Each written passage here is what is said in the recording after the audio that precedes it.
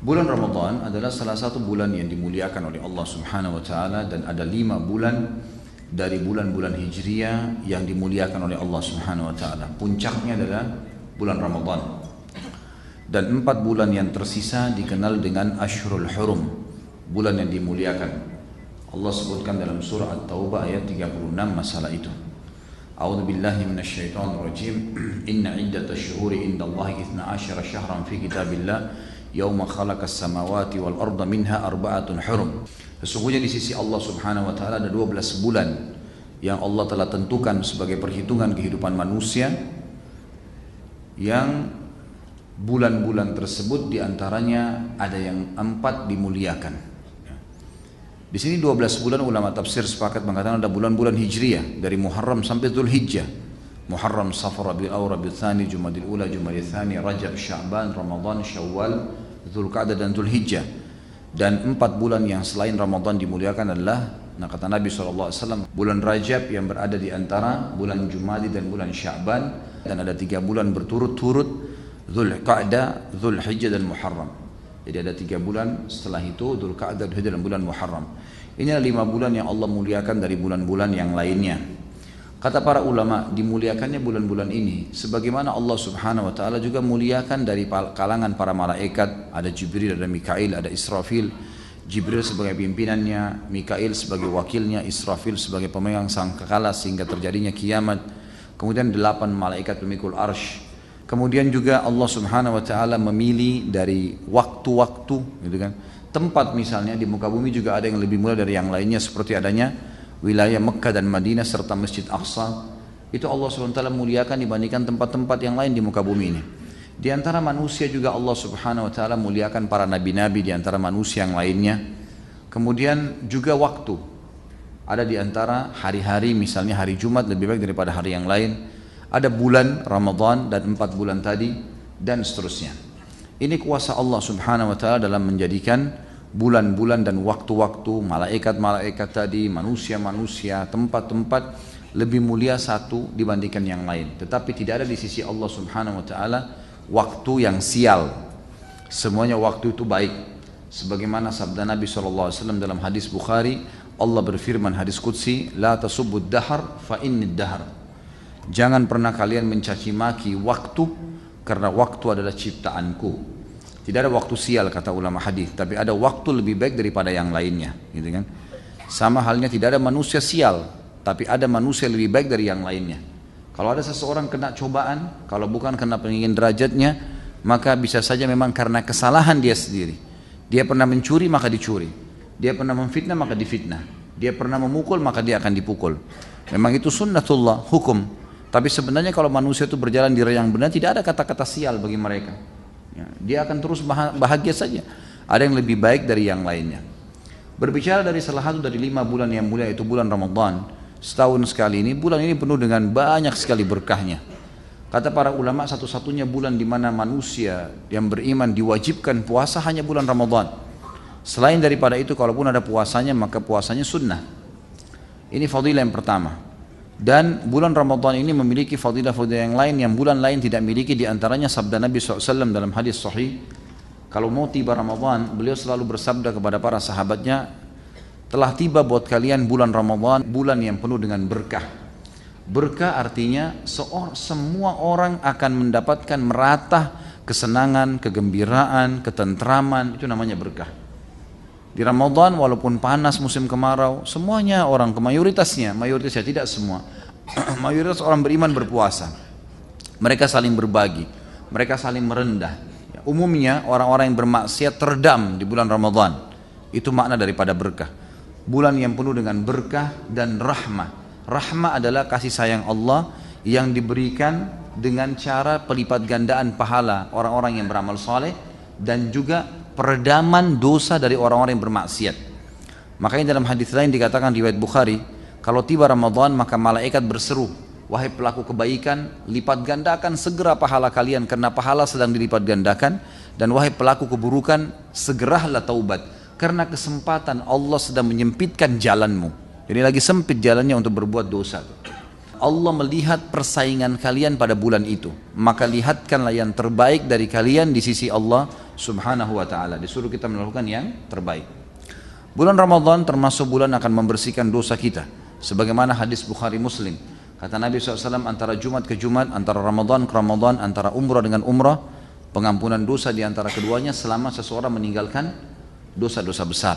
Jadi kalau selama setahun ini dari Ramadan yang kemarin sampai Ramadan akan datang, ada dosa-dosa kecil yang kita lakukan, tidak sengaja lihat yang haram, tidak sengaja jama yang haram, ada dosa-dosa kecil yang selain dosa besar, maka begitu tiba Ramadan akan datang, kita berpuasa, dosa kecilnya otomatis dibersihkan selama setahun itu. Ini fadilah yang luar biasa dari bulan Ramadan. Juga dalam hadis Bukhari Muslim disebutkan, siapa yang mendirikan atau siapa yang berpuasa Ramadan dan mendirikan malamnya dengan keimanan, man shama Ramadhana imanan wa ihtisaba. Hadis lain dikatakan man qama Ramadhana imanan wa ihtisaba, ghufira ma taqaddama min dzambi. Siapa yang berpuasa Ramadan karena keimanan, yakin itu perintah Allah, rukun Islam, dan mengharapkan pahalanya, maka akan diampuni dosa-dosanya yang telah lalu. Begitu pula dengan barang siapa mendirikan malam sampai imamnya bubar. Kalau dia sholat dengan imam sampai imamnya bubar, dari sholat sampai selesai sholat berjamaah, maka dicatatkan baginya beribadah semalam suntuk. Dicatatkan baginya beribadah semalam suntuk. Ya. Makanya teman-teman yang mau memang sholatnya cuma 8 rakaat Ramadan terawih, maka dia sholat di masjid yang 8 rakaat, sehingga kalau imamnya selesai 8 rakaat dan tambah witir 3 sudah bubar, Anda sudah dapatkan fadilah ini. Kalau Anda memang sholat di sebuah masjid yang 23 rakaat, ya 23 rakaat dikerjakan. Karena kalau kita keluar sebelum imam, bukan berdosa tapi kehilangan fadilah. Karena di sini syaratnya memang sampai imamnya bubar, gitu kan? Sampai imamnya bubar. Dan insya Allah di sini saya melihat tidak ada perselisihan sebenarnya. Cuma ada sebagian teman-teman yang agak menekankan masalah, udah 8 sama 11. Hadis Aisyah radhiyallahu anha bahwasanya Nabi SAW tidak pernah menambah lebih dari 11 rakaat Ramadan atau luar Ramadan, gitu kan? Ini pendapat pertama, dan akhirnya tidak mungkin ada ditambah sholat lagi. Termasuk kalau orang sudah tarawih nggak ada lagi sholat tahajud di malam hari. Ini pendapat tentunya. Ada pendapat yang lain mengatakan tidak seperti itu pemahamannya. Aisyah radhiyallahu anha menyampaikan tentang apa yang beliau tahu di rumahnya. Sementara istri Nabi SAW pada saat itu 11 orang. Jadi Aisyah bertemu malam bersama Nabi SAW adalah setiap 11 malam. Jadi bisa saja Aisyah radhiyallahu anha menceritakan tentang keadaan yang dia tahu tentang keadaan Nabi SAW. Karena ternyata Umar bin Khattab yang juga sering mengambil hukum dari anaknya Hafsah, salah satu istri Nabi SAW juga yang lain, Umar bin Khattab melengkapkan sholat tarawih dari 8 menjadi 20. Karena berpegang pada hadis Qiyamul Lail mathna mathna, sholat malam 2 rakaat, 2 rakaat. Artinya boleh berapa rakaat saja, yang penting dia dilakukan pada malam hari. Maka Umar bin Khattab melakukan sampai 20 rakaat dan witir tetap 3. Dan ini bukan perbuatan yang baru, gitu kan? Ini perbuatan yang memang sudah ada dasarnya. Kemudian pada saat Umar ditanya, kenapa anda lakukan ini? Kata Umar, ni'ma bid'ah hadhihi. Ini sebaik-baik bid'ah. Ini juga banyak orang salah faham nih. Dianggap Umar buat bid'ah. Umar di sini bermaksud dengan bid'ah secara etimologi, bahasa. Karena Umar bin Khattab tahu sholat tarawih dasarnya sudah ada. Sudah ada sebelumnya, bukan tidak ada. Sudah ada. Dan beliau berpegang pada hadis yang kata Nabi SAW, Qiyamul Lail 2 rakaat, maka beliau berpegang. Maka bukan bid'ah yang istilah di sini. Karena kalau bid'ah istilah berarti Umar mengarang apa yang tidak ada, gitu kan? Dan juga Umar bin Khattab di sini termasuk salah satu dari Khulafaur Rasyidin. Khulafaur Rasyidin. Makanya ulama-ulama yang ada berpegang di Haramain Mekah dan Madinah, mereka sholat 23 rakaat karena menganggap bahwasanya Umar bin Khattab memang berijtihad sesuai dengan pemahaman beliau yang diambil dari anaknya Hafsah. Kalau sholat malamnya Nabi SAW tidak fokus ke 11 rakaat saja, tapi memang bisa lebih daripada itu, bisa lebih daripada itu.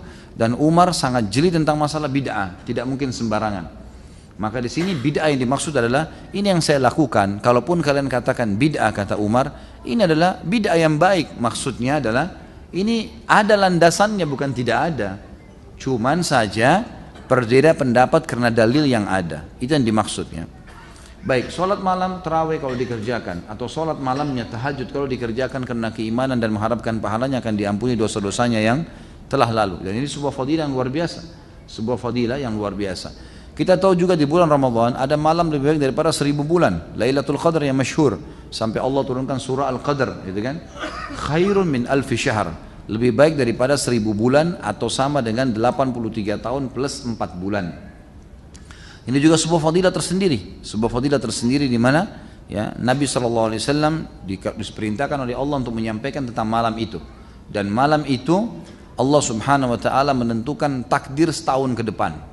Sebenarnya tolok ukur kata para ulama ya, bagaimana seorang muslim mengetahui takdir dia setahun ke depan itu dari Lailatul Qadar ke Lailatul Qadar ya. Karena memang di sini penentuannya. Makanya dalam hadis Bukhari, waktu Aisyah bertanya radhiyallahu anha, "Ya Rasulullah, apa yang saya harus lakukan kalau saya dapatkan Lailatul Qadar?" Maka kata Nabi SAW, perbanyaklah Allahumma innaka afuun tuhibbul afwa fa'fu anni. Kata Nabi SAW, siapa yang puasa satu hari di sisi Allah, satu hari saja, wajib atau sunnah, tentu didahulukan wajib di sini, maka Allah akan jauhkan dia dengan satu hari puasa itu 70 tahun dari api neraka. Dan Ramadan kita tahu 30 hari kita berpuasa.